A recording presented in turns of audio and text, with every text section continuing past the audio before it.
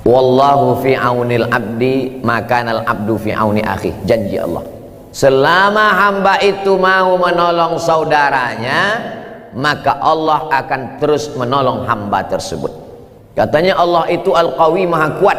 Katanya Allah itu Al-Aziz, maha perkasa. Katanya Allah itu Al-Matin. Kalau memang Allah kuat, cukup dengan innama amruhu idza arada syai'an ayaqula lahu kun fayakun. Kenapa mesti kita disuruh menolong fakir, miskin, yatim dan du'afa? Ini ujian. Ada orang yang diuji dengan matanya, sanggup dia bangun malam. Ada orang yang diuji kakinya, sanggup dia sholat ke masjid. Ada orang yang diuji tangannya, sanggup dia ikut gotong royong ngecor masjid sampai lecet-lecet.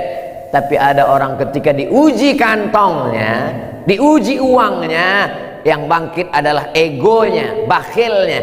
Makanya dalam doa Nabi diajarkan, Allahumma inni a'udzubika minal hammi wal hazan. Selamatkan aku dari susah dan kesulitan, wal ajzi wal kasal. Selamatkan dari sifat lemah dan malas, wal jubni wal bukhl.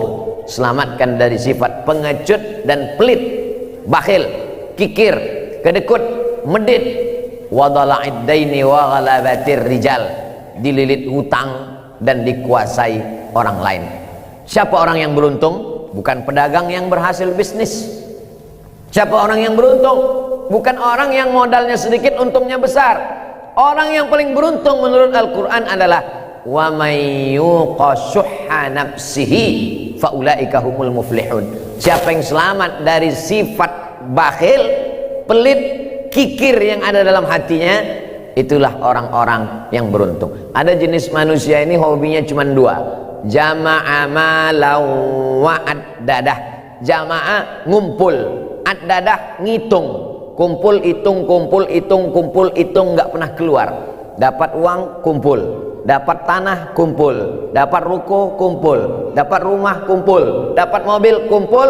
Sebelum tidur malam ngitung, kumpul hitung, mati, habis, tidak dapat apa-apa. Jadi manusia ini kapan dia menjadi berkualitas? Kumpul, hitung, bagi. Tapi jangan semuanya.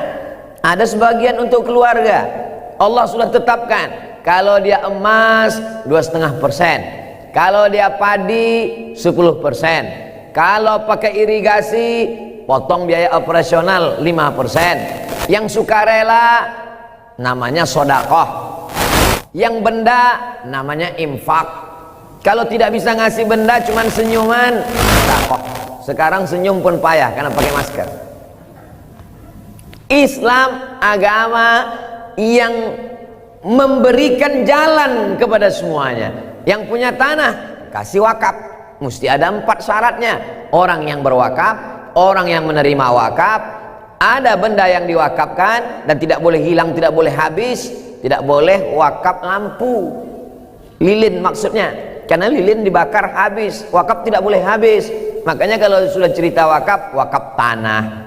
Ke depan OSB punya wakaf tanah yang bisa membiayai bangunan asrama anak-anak tidak mampu, yatim dan du'afa. Amin.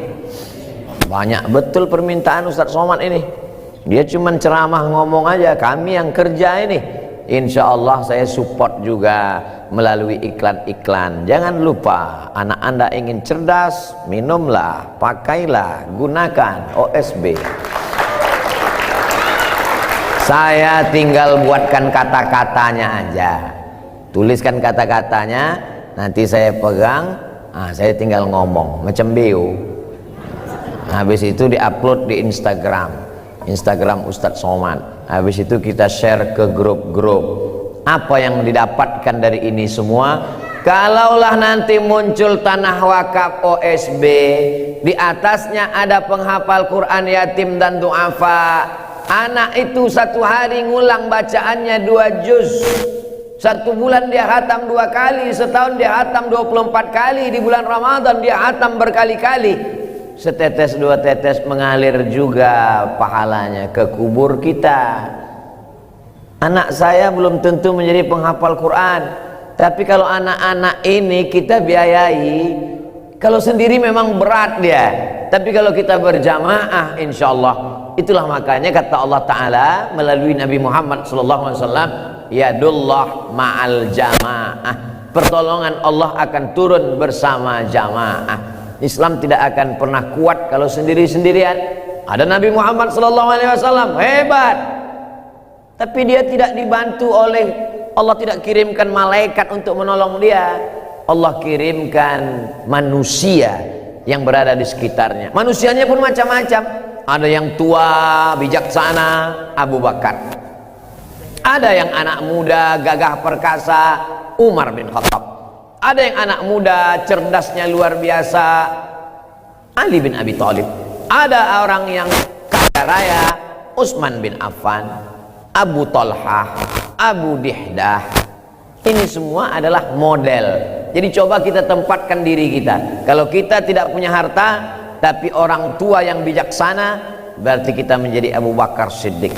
Kalau kita punya otak yang cerdas, harta tidak punya, berarti kita posisikan diri sebagai Ali bin Abi Thalib. Kita tidak punya harta tapi gagah perkasa, orang segan, berarti kita posisikan diri sebagai Umar bin Khattab. Saya perempuan Pak Ustadz, Asma, dia perempuan tapi dia yang membawa makanan dari kota Makkah naik ke atas Jabal Sur pada peristiwa hijrah. Jadi apapun kita, saya ini Pak Ustadz rasanya jadi Abu Bakar tidak, jadi Umar tidak, jadi Utsman tidak, jadi Asma juga nggak bisa, jadi Ali juga tidak. Pilihan terakhir kau jadi Abu Lahab aja lah. Abu Lahab itu tetap senang dengan kelahiran Nabi Muhammad SAW. Saat Nabi lahir, saking senangnya hati Abu Lahab, dia bebaskan orang yang datang bawa berita kelahiran Nabi itu. Nama perempuan Suwaibah namanya. Ya Abu Lahab, adikmu, adik iparmu Aminah sudah melahirkan anak. Saking senangnya hati Abu Lahab, apa kata dia? Sejak hari ini kau kubebaskan dari perbudakan. Waktu itu harga budak jauh lebih mahal daripada onta. Jadi kalau onta hari ini harganya 50 juta, maka budak 2 kali lipat onta. Onta 100 juta, budak itu manusia yang diperhambakan, yang dipekerjakan, yang diperjualbelikan, tapi manusia sebelum datang Islam. Setelah Islam datang, pelan-pelan perbudakan hilang, maka harga budak waktu itu lebih kurang 100 juta. Saat kelahiran Nabi Muhammad SAW, Abu Lahab bersedekah 100 juta. Jadi kalau ada orang OSB bersedekah 100 juta untuk TPQ dan surau, itu baru selevel Abu Lahab. Jadi jangan senang dulu, jangan terlalu bangga dulu dengan pemberian kita. Bakhil, pelit, ada gengnya. Siapa namanya? Qarun. Punya kekuasaan, menolong agama Allah, ada gengnya. Siapa namanya? Fir'aun. Kalau tidak menolong agama Allah, kalau dia tolong agama Allah, ada Salahuddin Al-Ayyubi, ada Muhammad Al-Fatih. Tapi cita-cita itu kan tidak seperti membalik telapak tangan. Apa kata Nabi? La taftahunnal Qastantiniyah, kamu akan merebut Konstantinopel. Walaupun yang ngomong itu Nabi, tapi baru terwujud setelah 700 tahun.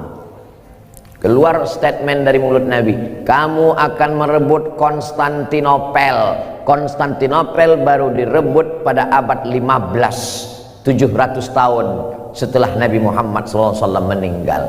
Padahal apalah sulitnya bagi Allah, cukup dia kirim malaikat yang sayapnya dia kepakkan di timur, tenggelam alam semesta, selesai itu Konstantinopel.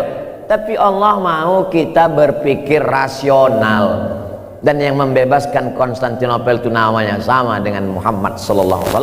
Dia adalah Muhammad Al-Fatih, Muhammad sang pembebas.